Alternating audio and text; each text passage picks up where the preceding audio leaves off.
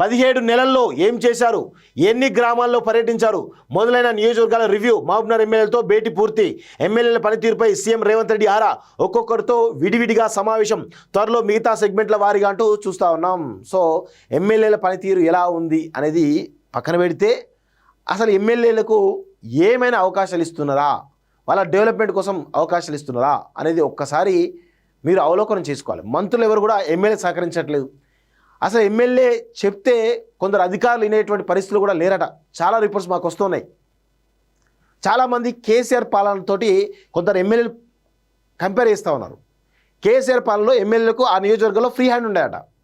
కానీ ఇప్పుడు ఈ రేవంత్ రెడ్డి పాలనలో కొంత నియోజకవర్గాల్లో ఎమ్మెల్యేలకు ఫ్రీ హ్యాండ్ లేదట. దానికి కారణం మంత్రులు ఎవరైతే ఉన్నారో వాళ్ళు కట్టడి చేస్తూ ఉన్నారట.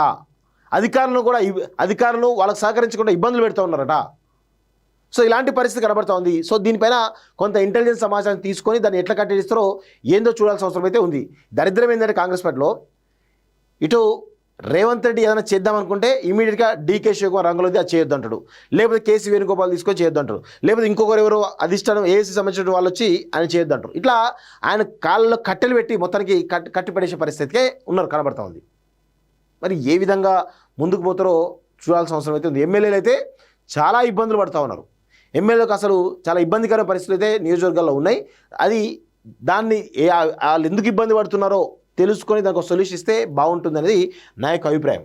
విదేశాల్లో ఉన్నత విద్యను చదువుకోవాలని అనుకుంటున్నారా? అయితే వెంటనే ఫ్లైగ్రాడ్ ఓవర్సీస్ ఎడ్యుకేషన్ కన్సల్టెన్సీని సంప్రదించండి. మీ విదేశీ కలలను సాకారం చేసుకోండి. ఫ్లైగ్రాడ్